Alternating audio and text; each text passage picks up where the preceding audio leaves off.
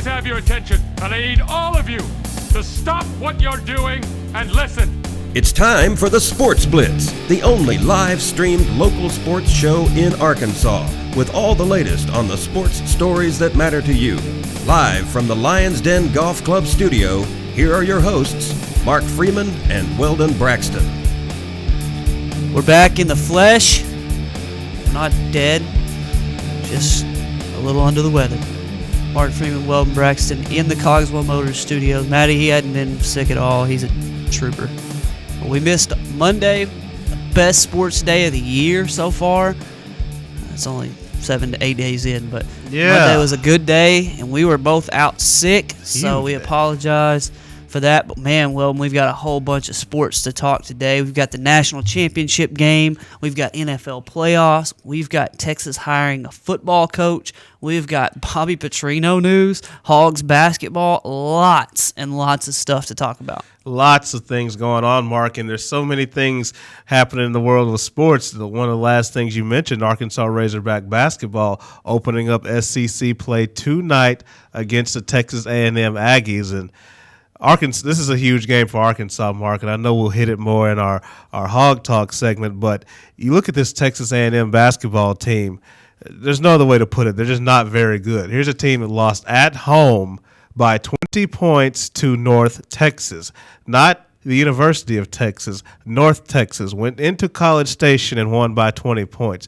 If you're Arkansas and you want to be considered a legitimate NCAA tournament team, you need to win this game convincingly, also considering the fact that you've got Florida and Kentucky coming up. So I think that's a huge one. And then, of course, Mark, you're right. As far as the BCS title game, what a huge matchup that was. What a great finish. The SEC streak comes to an end. Florida State, who played in the early BCS title games, they sort of finish it off with the win over the Auburn Tigers. So much to talk about today. Man, I wanted to ask today what the biggest factor was that led to Florida State winning that game. I think that Gus Malzahn, man, he proved to me some things, and we're going to have Brad Caldwell on here in just a minute. He'll be on at about 11:15 when I told him to call in, and unless he's been watching via the stream, he won't know that we've had some technical difficulties, and we'll have to push things back a little bit. But he's going to call in here in just a little bit, and he's going to talk with us about Gus Malzahn. I told him I wanted him to take a victory lap because Gus Malzahn proved some things to me. And I was talking about this yesterday with Maddie. I wanted to talk with you about it too, about Gus Malzahn's coaching philosophy. Is it something that you think – now, obviously Florida State won, but I've given Gus Malzahn a lot of credit because I think he coached a very good game, especially knowing his defense is just not very good. For them to – and I have to give those guys a lot of credit because they played very well for the first, everything but the last series of the game. Played pretty well. But Gus Malzahn, to me, man, he coached a very good game, called a good game on offense, and – he proved to me that he's one of the elite coaches in the country. Do you think that throughout time and over the next couple of years, people are going to, quote-unquote, figure him out? Or is there something to figure out? Because it seems to me that what he's doing is it's a numbers game. It's a spread out, take advantage of my situation, my numbers. But it's also a physical pounded at you. It's not a Texas Tech, we're just going to be real finesse and throw it all over the place type thing. Is it something that you think people will figure out? Or do you think it's something that's here to stay? Well, let me be clear about something, first of all, that you touched on. Gus Malzahn is one of the best coaches in the country today. Now, he doesn't have the credentials, of Nick Saban, who has multiple championships, some other coaches, but just on pure coaching ability, with or without credentials, he's already one of the best. That's one thing. As far as his system being figured out or what have you, this is what makes Malzahn great to me. He's somebody I've admired ever since I was in junior high watching his teams play. Here's a guy who at the University of Tulsa coached one of the, I think, number one, number two passing games in the country. Passing games in the country at Tulsa. He's now at Auburn. He has, one of the top one or two rushing attacks in the country. How many coordinators / head coaches do you know who have coached one of the top passing games in the country and a short few years later coached one of the top running games? Gus Malzahn is for real. His offense can change. It can evolve. It can do different things. yeah, he'll probably continue to run some of this option, but as he gets a throwing quarterback in or somebody who can give him more of a throwing option, you'll see more of it. Remember with Ryan Applin at Arkansas State, they threw it around quite a bit. They had a lot of success throwing the football. I already talked about at Tulsa. Look, Gus Malzahn's a guy, we've talked about this, and we'll talk with Brad Caldwell about it. Even though I don't think that Brett Bielema's 3-9 season is a reason to say Arkansas should have hired Malzahn over Bielema, I do think that it's more than fair to say that the upside and the coaching ability of Gus Malzahn is as high, if not higher, than anybody else's. Now, again, I think those are two separate situations, but to answer your question, Mark, I think Gus Malzahn, he is not a fad coach. He is not a trend coach. He is a for-real coach. He's somebody we're going to be talking about for the next decade plus. And he's a guy who, like you've said, I didn't even think about the fact that I knew Tulsa was the number one offense in the country when Arkansas played them. I guess it was homecoming a couple years ago, and Arkansas nearly lost that game. Yeah. Tulsa had a player from Nashville, went to high school with my wife, so they're good friends. So they had a good squad back then, and now he's gone from a passing game to a running game, and it seems like he's just taking advantage of what he has available to him. And he'll be scary if he actually gets a coordinator. He'll want a scrambling guy with the run pass option. But Nick Marshall, man, he made a couple good throws, but to me he just didn't look good overall. The pass part of that, wasn't quite there. Yeah, when he gets a quarterback who can throw it a little better, he'll always get good running backs. You can go from Mike Dyer to a guy like Trey Mason. He's got some pull there with the running backs, and Auburn always recruits well. So Florida State wins 34-31. We'll break the game down in a little greater detail later on, but let's take a look real quickly at our Peters Family Living local sports look before we get in touch with Brad Caldwell, who I can confirm now is watching the show right now. Hello, Brad. Up there in Huntsville where they never go to school. I can tell that. I keep seeing his Facebook post. I'm wondering, do they ever go to school? I don't know in how they Huntsville? play sports, and they don't ever go to school. They just have to, we can't play today. We didn't go to school. So. No, they don't. Maddie said they don't play sports anyway, do they? They just lose. That's mean, Maddie. Why would you ever say something like that?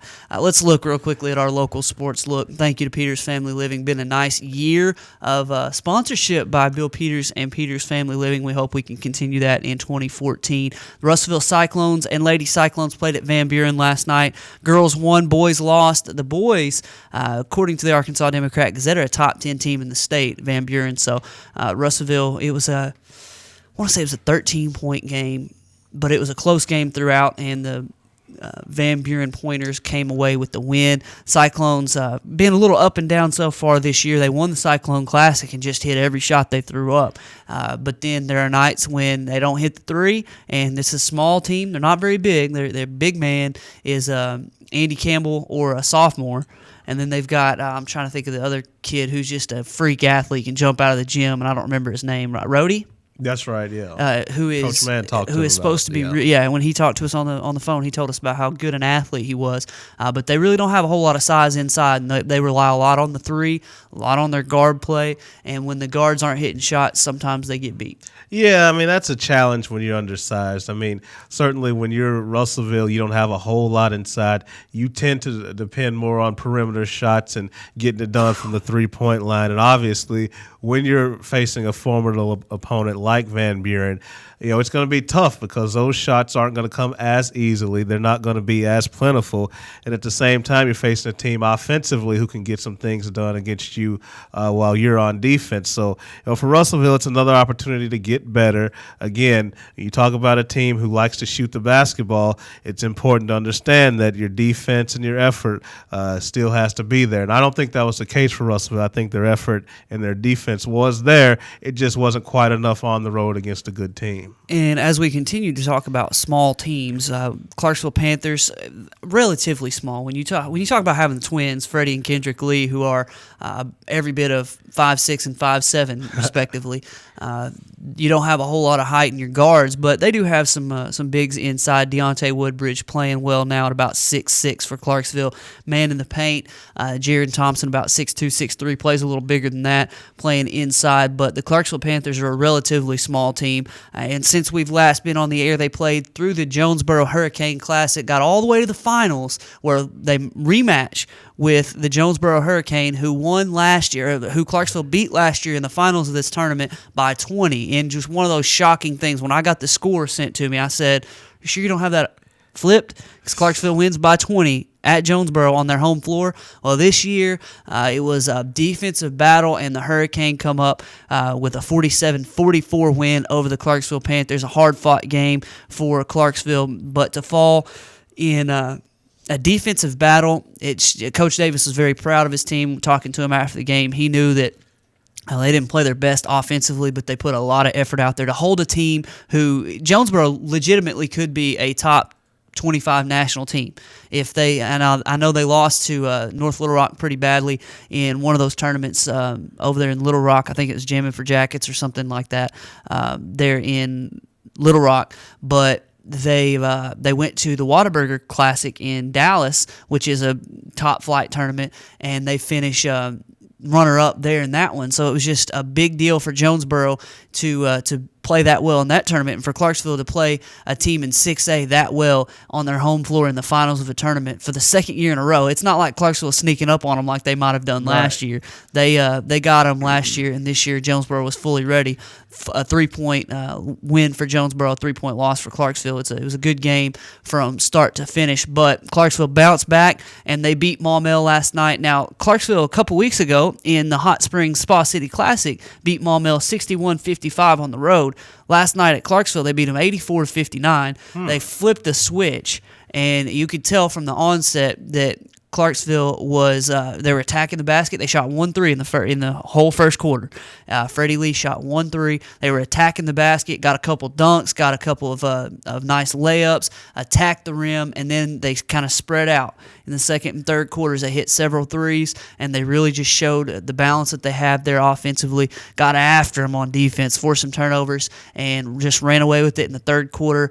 By about 7 minutes left in the fourth quarter, they were able to set their starters up 29, I think, 28 or 29. They coast to the win there. It was a big win for the Panthers as they go into conference play. They travel to Alma on Friday, so that's a big, big start to the 5A West slate. Well, yeah, what a way to open it up. You have two of the top teams in the 5A West getting it going right off the bat. And I think the two games against Maumelle are huge.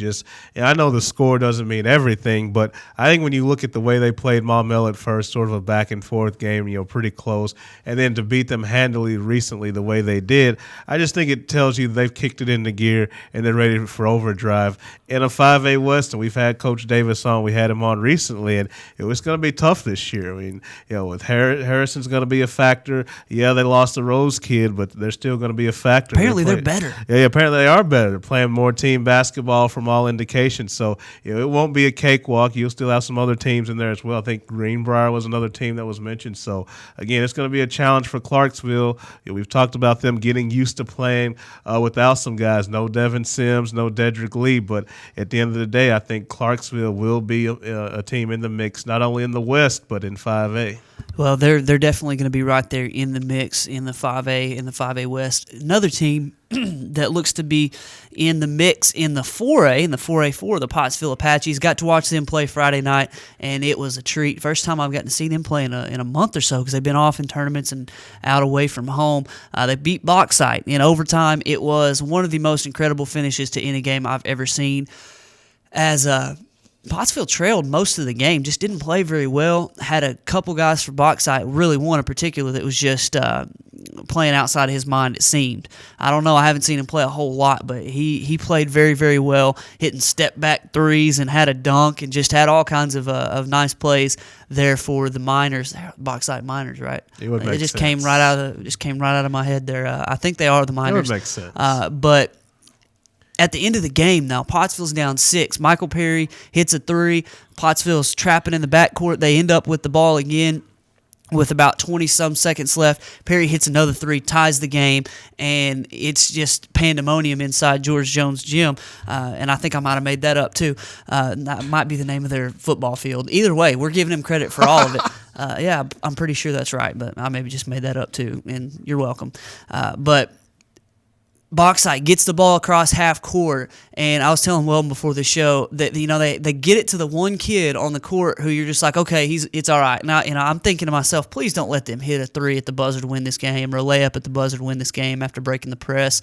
And they get it to this kid who, bless his heart, he's looking at the ball and dribbling. It's just like nothing good's going to come of this for Bauxite. And he pulls up at the elbow and drains one with about 3 seconds left. Ends up rolling down to 2.2 seconds left.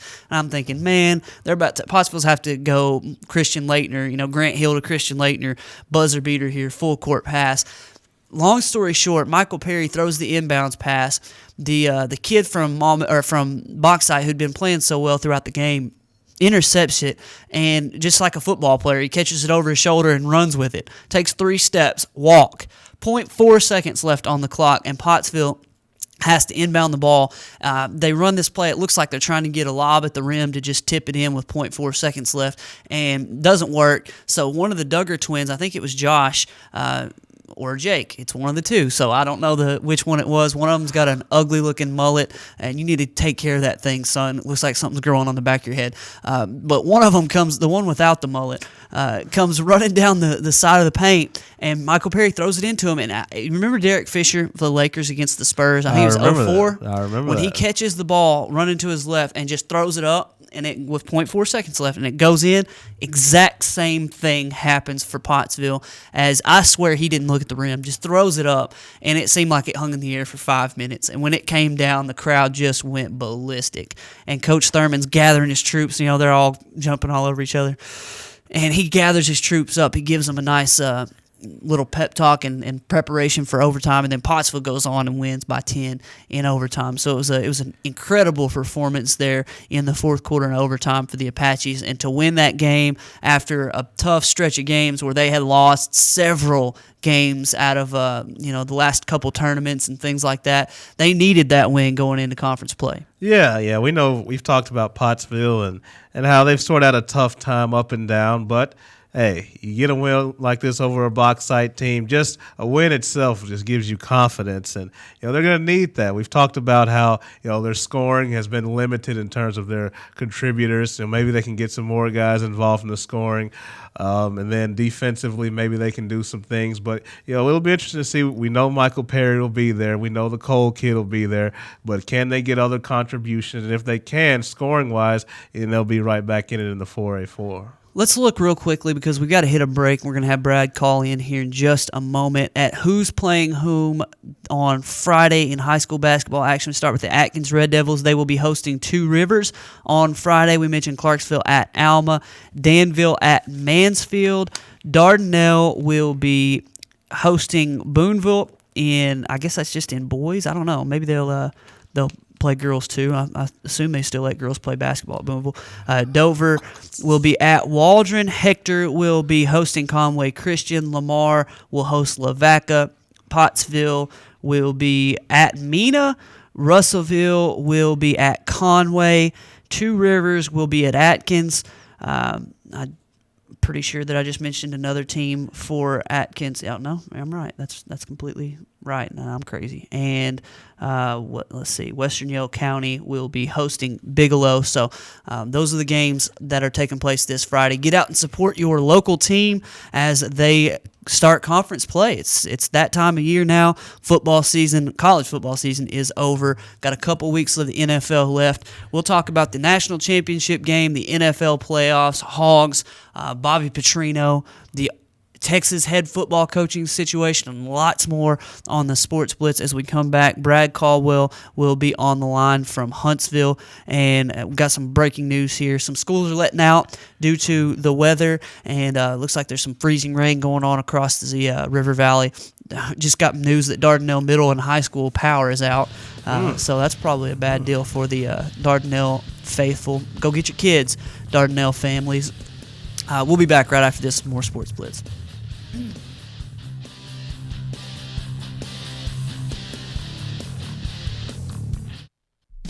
Over 69 years of treating you.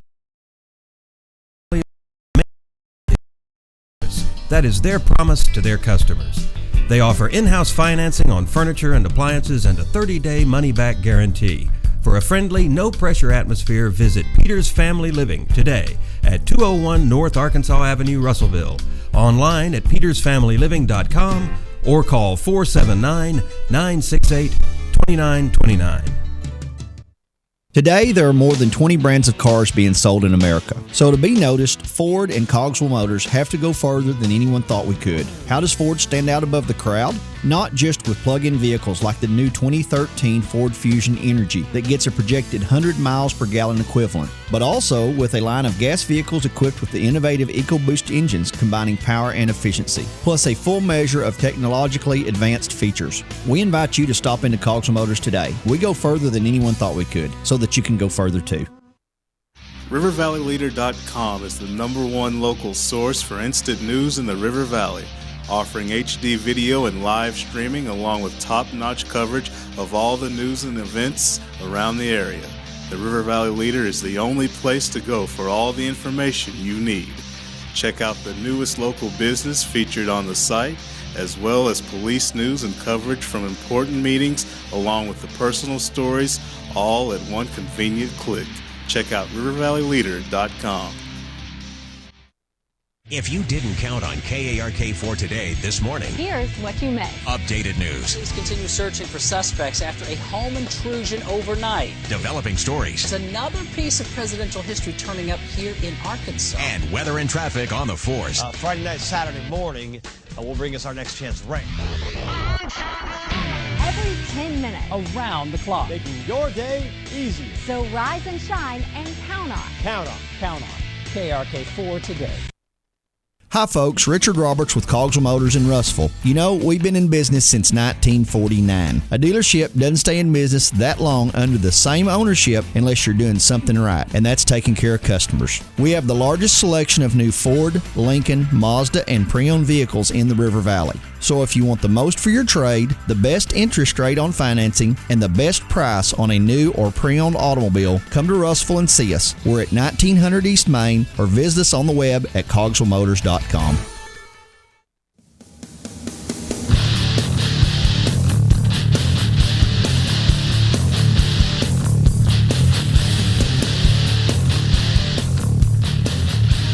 We're back on the Sports Blitz on a Wednesday. It's our Monday because we weren't here on Monday, so got a lot of stuff to cover and not a whole heck of a lot of time to do it. We're joined, I'm Mark Freeman, he's Weldon Braxton, that's Maddie Lassiter. We're joined by Brad Caldwell on the phone.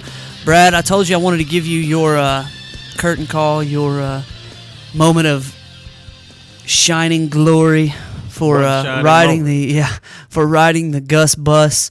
Yep. And although Auburn fell in this national championship game, Gus Malzahn called a great game. I was very impressed, and Weldon pointed out that he went from having one of the top passing games in the country at Tulsa to having the top running game in the country at Auburn. He proved his worth this year, and he coached a very, very good season for the Auburn Tigers. I'm very impressed with what I saw from Gus. Well, I mean, I've been following Gus since he was at Shiloh. I mean, he was a conference rival when I went to good old Mountainburg as a Dragon. And, I mean, the guy has always had something special about him going on. He's a great coach. I think that as the years go by, we're going to continue to see how great that he really is. I've got, it's so funny because when I post stuff, especially on my social media about Gus, I'm not necessarily indicting Brett Bielema. I'm just saying I think that in the long run, Arkansas would have been much better off to have him, but I think if you really want to get down to it, Arkansas should have hired him a long time ago. Of course, hindsight being 2020.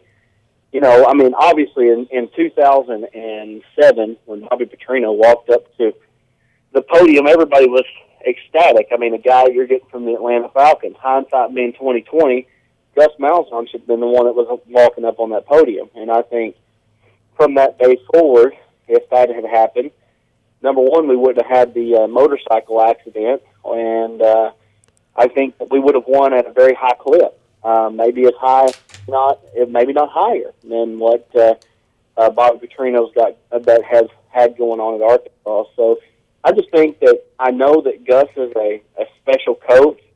I know that there were circumstances surrounding his tenure here at Arkansas that just at this point just has not allowed him to be here. I don't think Arkansas has a bad coach right now in Bielema. I do, however, feel that Arkansas is going to have a hard time beating Auburn as long as Gus is there. I think a lot of teams are going to have a hard time beating Auburn as long as Gus is there. And I think that it will be probably looked back on years from now as one of the biggest coaching gaffes ever that Gus is not at Arkansas at some point. Well, Brad, this is a little bit, not quite off topic, but it just got me to thinking about something. You look at Jeff Long, we've talked about all the great things he's done. One thing you can say with his hiring pattern is he loves resumes. He loves coaches who have proven something. So when you look at the hiring of a Brett Bielema, maybe overlooking a Gus Malzahn, do you have a problem with the fact that maybe Jeff Long doesn't quite like to invest in the potential of a coach as opposed to somebody with an extensive resume? Do you see that being an issue moving forward, or is it just something off the radar? Jeff Long's hiring pattern has not been a great one. I'm not going to say it was a bad one because Mike Anderson has come into Arkansas basketball-wise and has done a good job. I mean, I think we've got the team going in the right direction. It's taken a little bit to get there. And Brett Bielema wasn't a horrible hire at all. But I agree with you. When you look at resumes, they had – I mean, Brett Bielema had the best resume. There's no doubt about that. But coaching is not always about resume. I mean, there are guys out there that have great resumes that you could hire that cannot win at Arkansas. I think that's yet to be seen with Brett Bielema. You really want to know the truth about the matter. Brett Bielema got hired because he wrote a handwritten note to Jeff Long. I mean, if you really want to get down to the brass tacks, I'm not sure that Brett would have been considered outside of that, but he wrote the handwritten note to Jeff, and because of that, he got himself in the pool. I don't know if he necessarily meant to do that, but that's what he did. I don't have a problem with Brett Bielema right now. I think that his recruiting efforts are doing better. I mean, we talked about that last week. The recruiting efforts are looking a lot better. I mean, I'm looking at some of these guys that Arkansas has a chance to close with. Arkansas's got a real chance to close strong in football. The coaching hire at Texas, with Charlie Strong headed that way, has made a big help to Arkansas as far as getting on some players. A guy named Rasheen Shaw is a defensive end, and Sharif Rahid. Both those kids are trying to play at the same spot, and it looked like they were headed to Louisville. In fact, Shaw had signed the financial aid agreement to go there, and Rahid was going to follow him there. Well, now both these kids are four-star players, and it looks like Arkansas is at the top of their list. That's just two of many that Arkansas has got a chance to close with. My biggest worry with Brett Bielema versus Gus Malzahn is the fact that I feel like that Arkansas went backward when it comes to offensive philosophy. There's nobody else in the nation that's going from a passing offense to a potent rushing offense, which there's nothing wrong with that. I mean, for years and years and years, it's been that way. And I know that Gus runs the ball, 70% of the time right now, but that's not his offense as far as he basically takes that offense and he takes it and puts it toward his players. Whatever his players are is what he's going to do. If he's got a great passing quarterback, he's going to be more of a passing offense. And that's what I like about the adaptability of that offense. I just worry when it comes down to it. I mean, even Nick Saban is talking about having to adjust his offense at Alabama. I worry that Arkansas has went backward, and we're just at a point where this may not be the best offense going forward in college football. That worries me. But as far as Brett and his coaching ability and his resume and all of that, I think he's got a strong resume, and I think that he's going to do fine for the most part. I just, again, when it comes to ceiling, this is my argument, is ceiling. Who has the highest ceiling? And I'm not sure we've got the guy that has the highest ceiling. I think when you look at it, we're going to be looking at 8 wins, 9 wins sometime. I'm not sure that we're ever going to get there. Maybe I'm wrong. And I promise you this, I will be the happiest person out there if I am wrong, that he can get people over the hump, get a team over the hump. But he has not been able to prove that so far. Okay. You gave me a lot to chew on, a lot to really talk about. But I want to pick out one thing. I told you in the break that I've got a little bit more trust in Brett Bielema now that I've seen. I know this is going to sound crazy because they just won 3 games, lost 9 in a row, and then watching Gus Malzahn in the national championship game. Weldon really kind of did this to me, though, because when he was talking the other day about why Alabama didn't beat Oklahoma, why Oklahoma beat Alabama, and how Oklahoma wouldn't have beaten LSU, it got me to thinking, okay, well, Arkansas doesn't necessarily have to be Alabama, the biggest and strongest guys in the world. And you watch the ESPN Game Day feature on the strength coach from Alabama and how crazy he is and how he puts all this size on these guys. I don't know if it's Decker style where he just, put Cedric Cobbs up to 4,000 pounds and he can't run anymore, or what. But I think Arkansas and Brett Bielema's style is going to be such that if he lets Jim Chaney have his way and, balanced offense with the run and the pass, you're going to have a chance to be more Gus Malzahn than you may have expected, as far not running the hurry up, no huddle, not running the spread and that type of thing, but being balanced and being able to do both things well. And you're not going to have these huge, strong, can't run guys like Alabama has on the lines and apparently in the linebacking core and on their special teams coverage units. But you're going to be more like in LSU. You're not going to recruit the 5-star guys like they do all the time, but you're going to be able to compete in that way. And I think Brett Bielema can do a very good job at Arkansas. One thing that I did want to say about Jeff Long's hiring, and like you said, hindsight is 20/20. It's hard to really fault him for going after a guy who, when you're Jeff Long and you've got to defend yourself to the people who hire you and pay you money, you've got to go after a guy who, you can say, look, this is what he's done. This is not me saying, okay, well, he could be good, and then 3 years from now, if he hasn't won, I look like an idiot. This is what he's done in the past. This is Mike Anderson, who took them to an Elite Eight and who has done this and that. And this is Brett Bielema, who's went to 3 Rose Bowls. I've hired this guy knowing that he's done these things, and it's taken a lot of pressure off him, in my opinion, to do what he's done. So I can't necessarily fault him for not hiring Gus Malzahn, and it strangely gives me a little bit more faith in Brett Bielema. Well, go ahead. Well, then let me point this out. I agree with you. I think what you just said is a great point about the running and all of that. I think if LSU had been in that, let's just look at LSU when they played Texas A&M. Texas A&M has not been able to solve LSU, but they've been able to solve Alabama. So I agree with you. That's a great point as far as maybe getting some guys in there can run.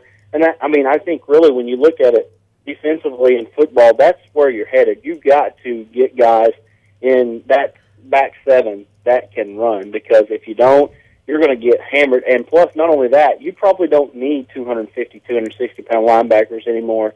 You need guys that are in the 230-pound range that can that have the cardio even to keep up with that type of offense. And as far as Jeff Long, you're right. You can't fault Jeff for what he did. I'm not saying I fault him at all.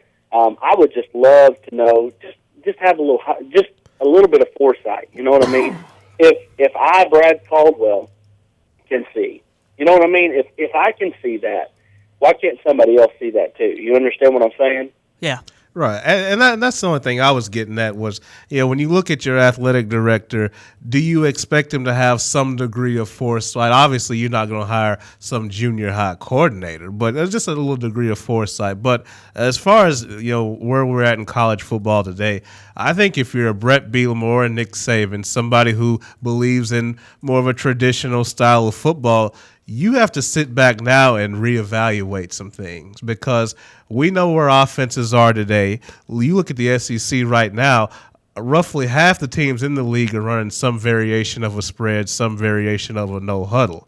So what you have to do, you have to be able to adapt to that. Brett Bielema, he's got some adapting to do. You look at how his Wisconsin teams matched up against an Oregon. Even though TCU wasn't a traditional no huddle team, they spread Wisconsin out and gave them problems when they faced them in the Rose Bowl. You look at what Nick Saban's done recently against spread teams. So I think it's come to a point to where, and Brad, Mark, you made the point, it's the point I made earlier in the week, was you're going to have to get a little more speed on the field. You're going to have to get some of these linebackers that are a little bit smaller that can move a little bit laterally, because at the end of the day, yeah, guys like a C.J. Mosley. I'm not even talking about Mosley in particular, but just a lot of those big physical, run-fitting linebackers for Alabama, they struggled against an Oklahoma. Don't get me wrong. I don't think Les Miles can coach a better game or get a defense more prepared than Nick Saban. Please. I don't think I'm saying that at all. But you look at the way LSU's defenses are built from a physical standpoint, they didn't have any trouble with Johnny Manziel. I mean, they shut Johnny Manziel down when Alabama couldn't. Even though Manziel lost to Alabama this year, he still put up over 500-something yards of offense. You look at Will Muschamp's Florida defenses. They're built in that mold. Had success against Johnny Manziel. So, again, I think Brett Bielema, Nick Saban, I think coaches of that mold who don't like the up-tempo, no-huddle, they're just going to have to adjust their defensive philosophy. You can still be a I-formation team. You can still hand it off. You can still be physical. But understand, when you play that way, you're going to have to play better defense because there's not going to be as many possessions in the game, and that's the challenge. All right, Brad, before we get you out of here, final word on what we're going to talk about next. Charlie Strong to Texas. Well, I'm not sure about last year, let's say this. Last year, Charlie Strong had a chance to come to Arkansas, and I say that he was a guy that a lot of people were throwing the name out. But Arkansas decided to go in a different way. And Bo Mattingly, a guy that I think we would all probably consider the top guy when it comes to sportscasting right now in Arkansas, he made the point that Arkansas hired a better coach, at least resume-wise. We're talking about resume, than what Charlie Strong has hired, or that Texas hired in Charlie Strong. And, it's hard to argue that as far as resume goes. Charlie Strong hasn't had the opportunity to play highly ranked teams, but really when you get down to it in the Big 12, he's not going to play a lot of highly ranked teams. He'll probably do fine there.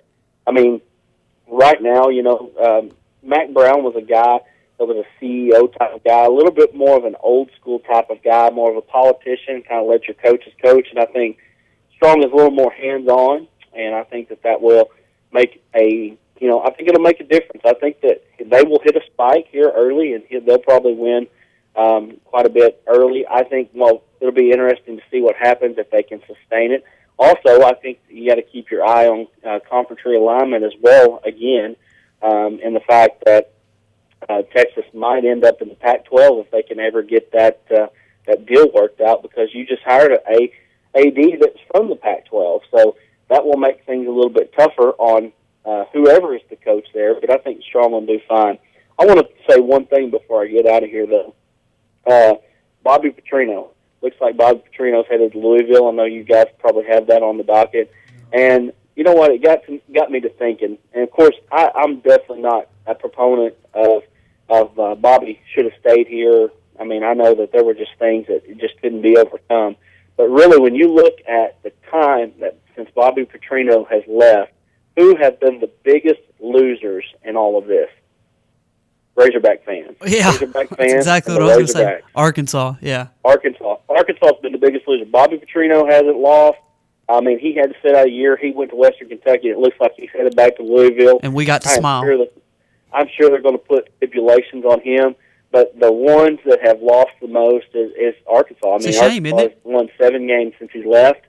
I mean, it's just been a pretty horrible time for the Razorbacks. It seems like nothing can go right, hardly. And Bob Petrino's coming out smelling like a rose, it looks like, and headed back to Louisville. Well, thank you for making me feel so good at the end of your time here on the show, Brad. I appreciate that. No, I'm just joking. Thank you for your time today. Appreciate the insight, and we'll talk to you again soon. That's Brad Caldwell. All right, we got to hit a break. When we come back, we are going to talk about Bobby Petrino interviewing for the Louisville job. Are you freaking kidding me?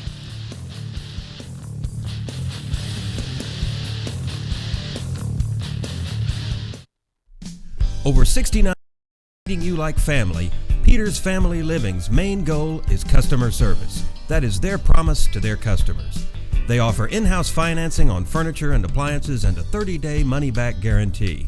For a friendly, no-pressure atmosphere, visit Peter's Family Living today at 201 North Arkansas Avenue, Russellville, online at petersfamilyliving.com or call 479-968-2929. Today, there are more than 20 brands of cars being sold in America. So to be noticed, Ford and Cogswell Motors have to go further than anyone thought we could. How does Ford stand out above the crowd? Not just with plug-in vehicles like the new 2013 Ford Fusion Energy that gets a projected 100 miles per gallon equivalent, but also with a line of gas vehicles equipped with the innovative EcoBoost engines combining power and efficiency, plus a full measure of technologically advanced features. We invite you to stop into Cogswell Motors today. We go further than anyone thought we could, so that you can go further too. RiverValleyLeader.com is the #1 local source for instant news in the River Valley, offering HD video and live streaming along with top-notch coverage of all the news and events around the area. The River Valley Leader is the only place to go for all the information you need. Check out the newest local business featured on the site, as well as police news and coverage from important meetings, along with the personal stories, all at one convenient click. Check out RiverValleyLeader.com.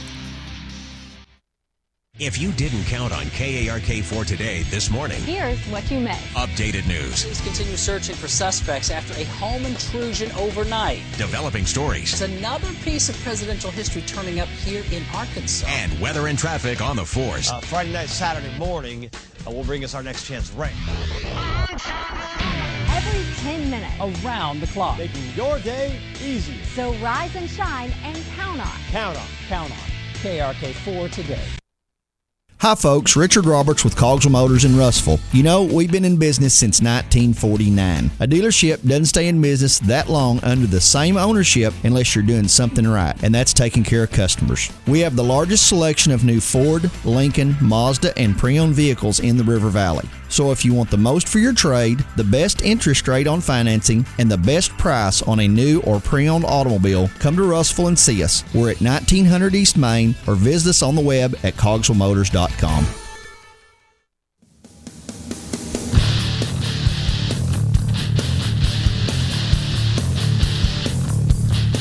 Oh, God. KentuckySports.com source inside the Western Kentucky Athletic Department says Bobby Petrino will return to Louisville. Brad just broke the, we talked about it a moment ago with Brad Caldwell. Welcome back in the Sports Blitz on a Wednesday. I can already tell you we're going to go a little overtime today. We did start a little late, so when you see that it's afternoon before we quit, just know we started late because of some technical difficulties, but we're going to go a little overtime today, I'm pretty sure, because we got breaking news right now. Not only this Bobby Petrino news that is absolutely unfounded right now, we can't confirm or deny, but it is news that Bobby Petrino has interviewed for the Louisville head coaching job, and we'll talk about that here in a minute. But another thing, breaking news across the Twitter wire right now, not a surprise, but Johnny Manziel has declared for the NFL draft. Looks to me like he'll be a top 10 pick. Isn't that what you said in the break? You'd have him somewhere in the top 10. To me, the Houston Texans need a quarterback. They're the #1 overall pick. I know I'm a little biased, being from Arkansas, and I know that Johnny Manziel's a great quarterback, but I would probably go to New England and say, all right, we'll give you, like you said, low ball first. Say, I'll give you a 4th or a 5th for Ryan Mallett.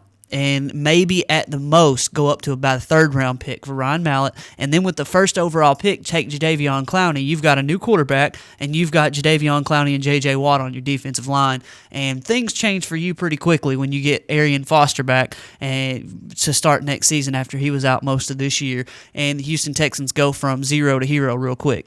Well, you could. It depends on how much you like Ryan Mallett. The reason I say that is because I think if you hear some whispers around the league, the evaluations on Mallett are pretty mixed. I mean, there's some people that just love his arm, love his size, love his talent, and other people are like, his footwork is sloppy, his mechanics are sloppy.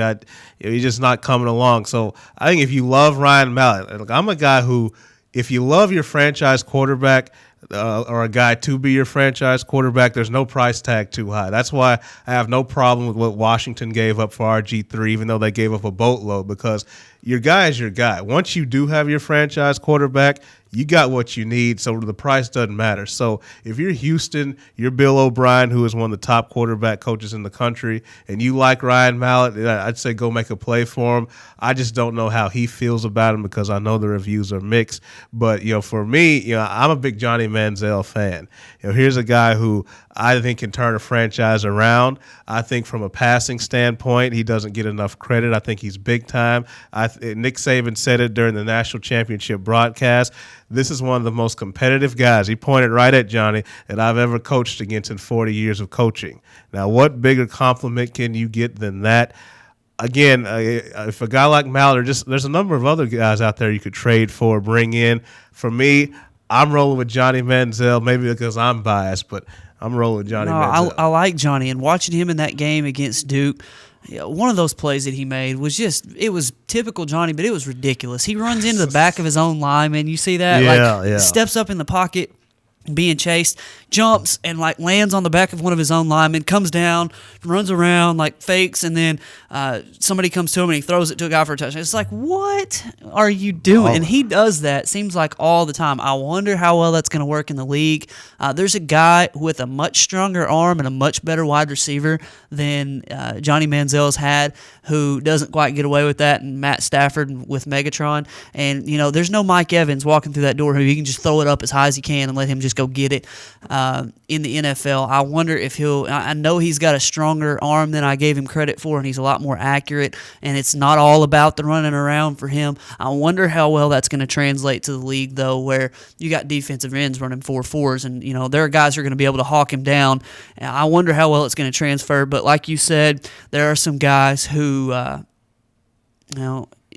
talk very highly of him that know what they're talking about. So I'm seeing here on Twitter that now it's being reported by Yahoo sources and Pat Forty, who he's a name who he's saying his sources are telling him that Bobby Petrino is returning for a second stint at Louisville. And as we turn our attention to that, my head's beginning to pound because really? Brad pointed something out to me, and I was already a little upset about it. But thinking about Bobby Petrino, this dude doesn't deserve for good things to happen to him. And I'm not one who likes to kick a man when he's down, but that's the thing. What Brad pointed out is the truth. The only people who are down here is the state of Arkansas, the fans, because we get stuck with Smile. We get stuck with John L. freaking Smith for a year because you have to wreck your Harley on the side of a road in Washington. You're an idiot. And the fact that Bobby Petrino is going to get to go back and start his career over again because his daddy wrote him a letter of recommendation to Louisville is just a freaking joke to me. Why in the world would Louisville hire this guy back? It's prostitution. We're going to go get a couple of wins from a guy who he'll never win a championship because he doesn't want his defensive players to hit his precious offensive players in practice. He'll never do anything. Went 41-9 at Louisville. I understand. He left you in the middle of the night. Okay, he interviewed with jobs. Oh, I know, man. Me and Tommy Tuberville are great friends, but I'm gonna go try to get his job at Auburn while he's still employed. I'm gonna leave you in the middle of the night for Atlanta, and then leave them in the middle of the night for Arkansas, and then screw them over by landing in a ditch, and then leave Western Kentucky after 1 year. What in the world is Louisville thinking? You go ahead and take it from me before I say something I regret. Well, none of this stuff really comes to me as a surprise. Other than leaving Western Kentucky after 1 year, all the other things that you listed off and we know of Bobby Petrino happened prior to his time at Arkansas. Can we tell the truth here? We're all friends in here. When the man wins 21 games over a 2-year span, you tend to overlook what happened with the Louisville Cardinals. You tend to forget what happened with the Atlanta Falcons because he brought 21 wins over 2 years. Let's just be honest. Yeah, that's fine if you're Western Kentucky. But you're Louisville, and this happened to you. It'd be like Arkansas retiring. I'm getting there. What I'm saying to you is this should not come as a surprise to anybody that Bobby Petrino would be connected to anything like that. That's just who he is. It doesn't shock me one bit. Look, here's the deal. We talk about football being a win-now business, being a bottom-line business, and the Louisville Athletic Department feels like they're doing what they need to do as far as trying to get themselves back on top. What they're willing to do for it, we can tell that. The respect level for Louisville, probably goes down. The respect level for Bobby Petrino really doesn't change much for me. He's been a guy who I've always admired from a football standpoint, although his philosophy can be questioned a little bit in terms of winning undefeated championship levels from a defensive standpoint. But overall, we know the man can coach football. There's no question about that. But in terms of the willingness to leave different places, the willingness to be a little bit underhanded and dishonest, doesn't really come as a surprise to me, Mark. But this is where I'll tell you this, I'll tell Razorback fans this. This is where you just have to have confidence as a Hog fan. This is where you got to have a little swag to you because I like it. Because you made the decision, and the right decision. We talked about this with Brad, to say we will not stand for this with our program. We're not going to stand for this type of character behavior. We're going to cut ties with you. And once you do that, you stand up, you get your chest out nice and proud, and you go move on. Now, yes, that's been very difficult. You had John L. Smith. You've had a tough season with Brett Bielema. But once you make a hard decision like that, it's very important for you to continue to look forward and say, we're going to roll with this. We made a good, strong decision. We're going to stick behind it. He may go to Louisville and go undefeated, but you know what? We're going to be strong with it because we made this decision. And that's just how you have to handle it. I know it's not easy. I know it.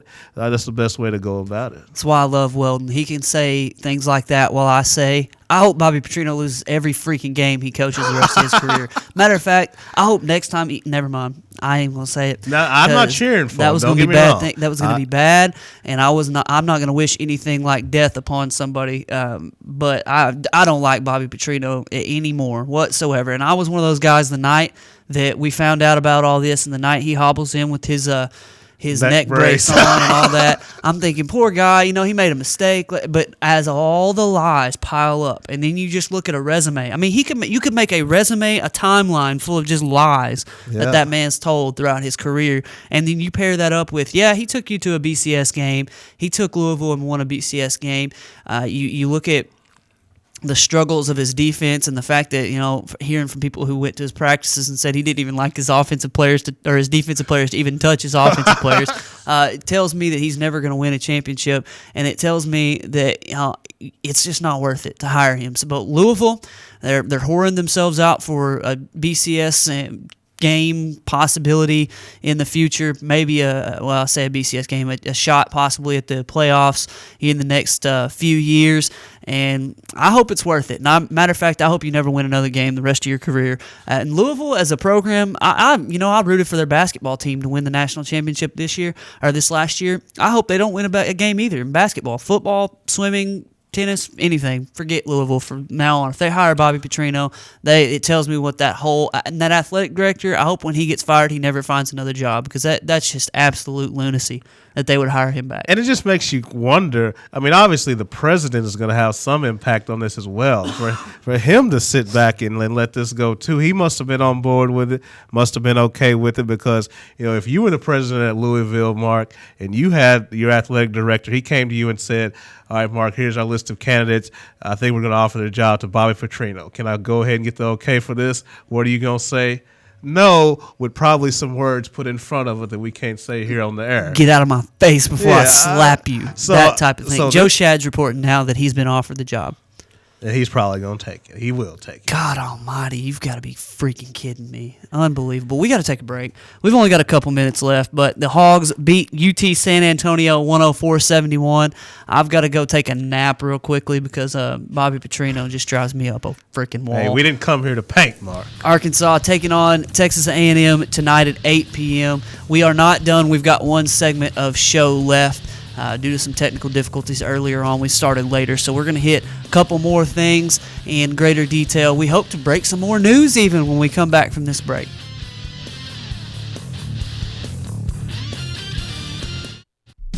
Over 69 years of treating you like family, Peters Family Living's main goal is customer service. That is their promise to their customers.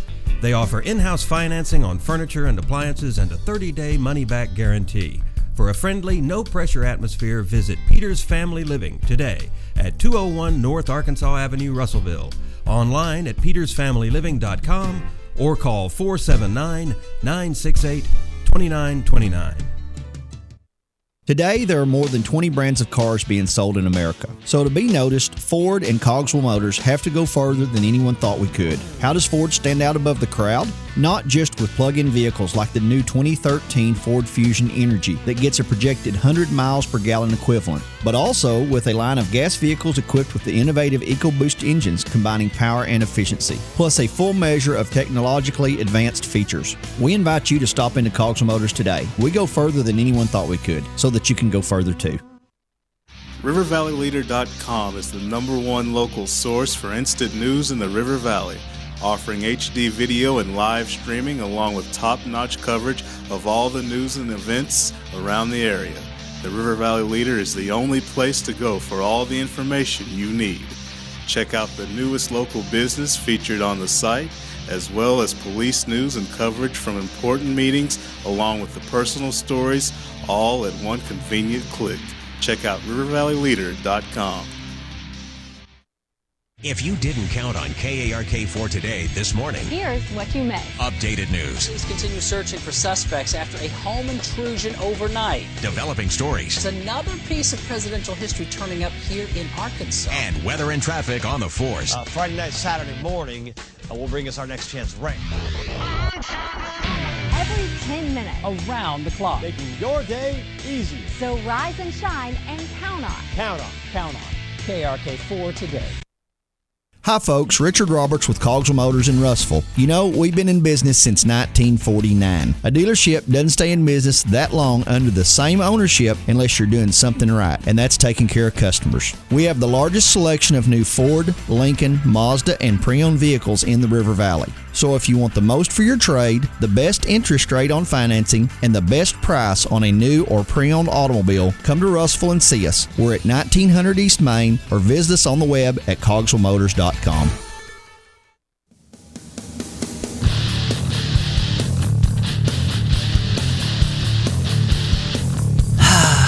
Taking a deep breath, You all right? compose myself a little bit. Bobby Petrino, man, that stuff drove me nuts.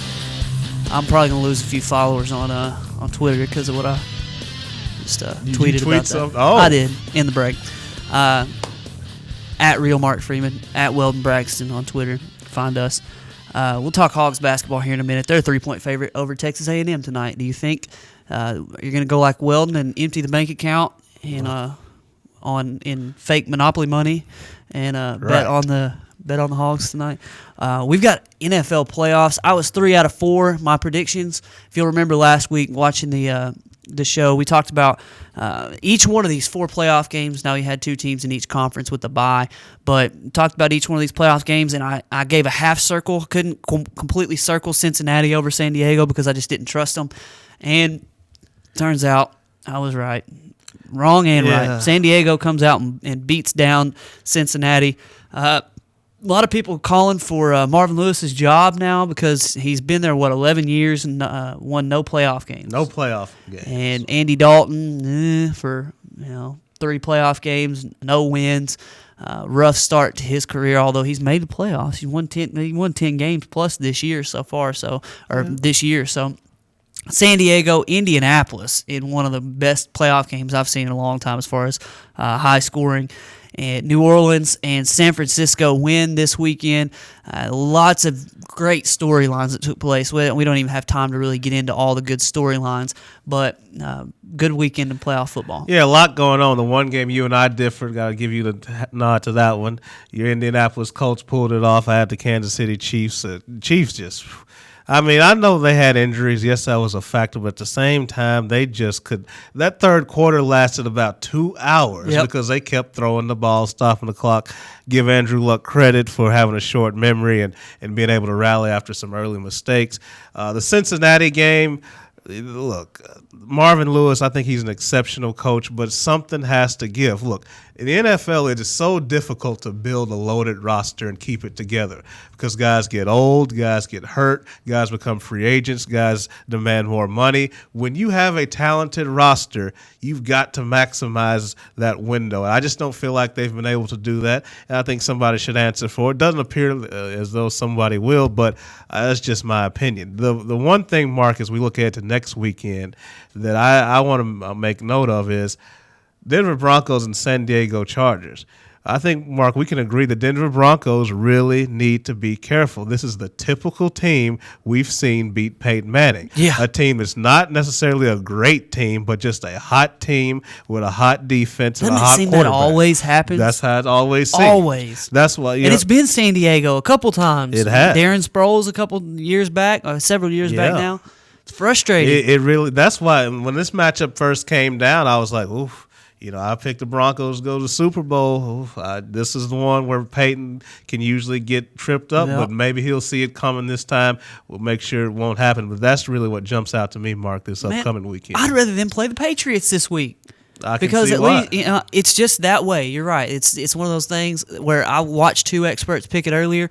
One picked San Diego to win, and one picked the Broncos to win. So a lot of people on this, maybe that'll help Denver. Yeah. And I know the defense isn't as good, and the offense always slows down come playoff time. It always does. And having that extra week off, a week and at least a quarter, they may have not played the whole second half of that other game where Peyton broke that the record. It's gonna be a little bit of a grind, and I know the defense isn't as good. Yeah. Von Miller out, Champ Bailey's 400, so they've got so much working against them. I picked Denver to go to the Super Bowl as well, but this is just, man, it's frustrating to me to watch San Diego, one of those teams that just gets hot at the right time, and then they come in and they're riding high, maybe, and they've already beaten Denver once this year, if I'm not mistaken. In Denver. So they got to go back into Denver. Maybe Denver and Peyton Manning can kind of get that monkey off their back, and then they go to the AFC Championship. Key to that one, Mark, real quick. Denver's got to stop the run because the way look, San Diego only lost by one score, even the game Denver beat them. I mean, they've been two close games. San Diego can kill the clock with that running game, Ryan Matthews and company.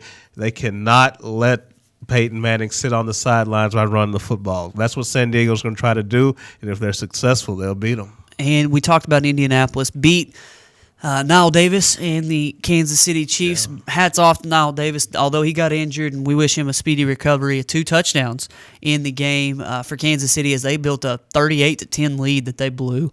That was rough to watch if you're a Kansas City Chiefs fan. I had a couple friends, the stays. They saw on Twitter. They said, "I'm going to move to a country with no sports." Yeah, one of them big did. I don't Chiefs remember which fans. one. Yeah, big Chiefs fans. Sucks for them. Indianapolis earns a trip to Foxborough. They'll kick off Saturday at 8:15, 7:15 here. That Denver-San Diego game is Sunday at 3:40. The Saturday early game, 3:45, New Orleans Saints at Seattle. That's a rematch from a couple years ago where they caused the earthquake. Yeah. I don't see New Orleans having enough to beat Seattle, but we'll see if that comes to fruition. And then also Sunday, the noon game is San Francisco at Carolina. Carolina trying to throw all the pressure on San Francisco. I like what Ron Rivera was like. Well, the pressure's all on them, even though we're at home. I think that's kind of funny. Yeah, Carolina's going to have a hard time in this. I think San Francisco's better. I'm just going to be honest. If Green Bay had won that game, I would have picked Green Bay to go to Carolina. I don't trust Carolina's offense, and as good as their defense is, I don't think their defense is good enough to carry them on a day in which their offense is struggling. So that's why I'm still picking San Francisco. But, Mark, sometimes I take things a little bit personally, and I take things personally for other people. That's why I hope Peyton Manning gets it done this week.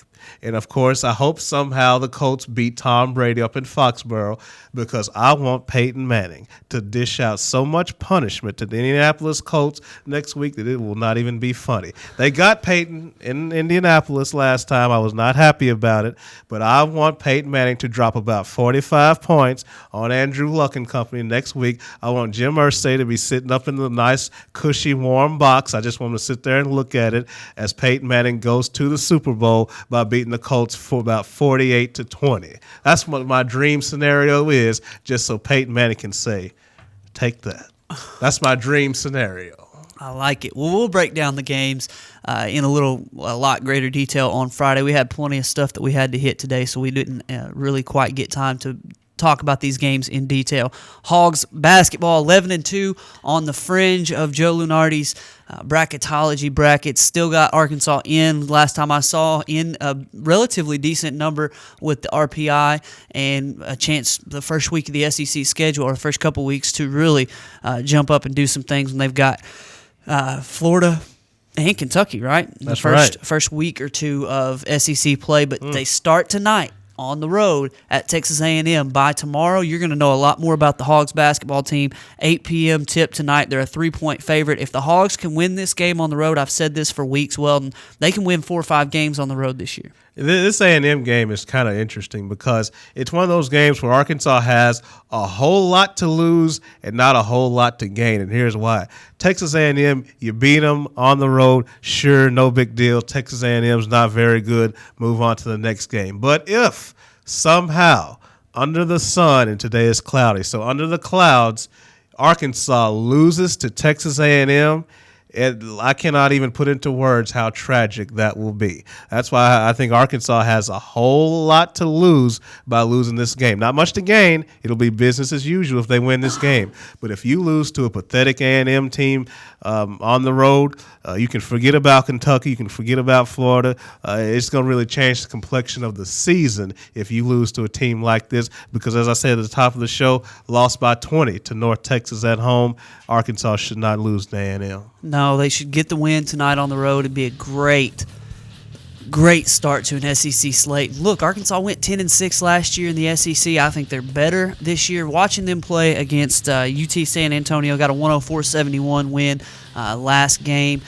I just like what I've seen from this team. A double-double, another one from Bobby Portis. He's so fun to watch. They're so energetic. They've got 10 or 12 guys who can play. Now, there are, 7 or 8 of them that I see no drop-off with, and some of them that, it's like, okay.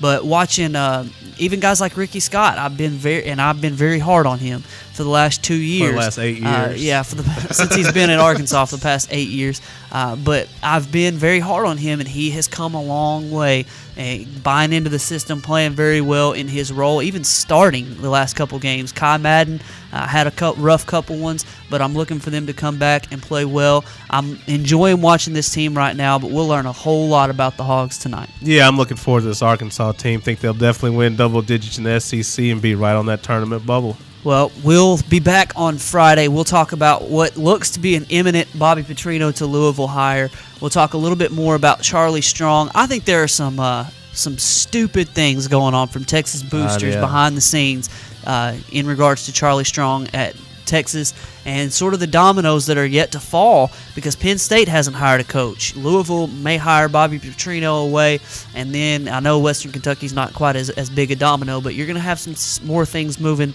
in the coaching carousel. We'll preview the NFL playoff weekend. We'll look at some more high school basketball as conference play starts Friday, so a lot of stuff to do on the Sports Blitz on Friday. We'll try to get on at 11 o'clock on Friday, but for Weldon and Maddie, I'm Mark saying so long. We'll see you at rivervalleyleader.com Friday at 11.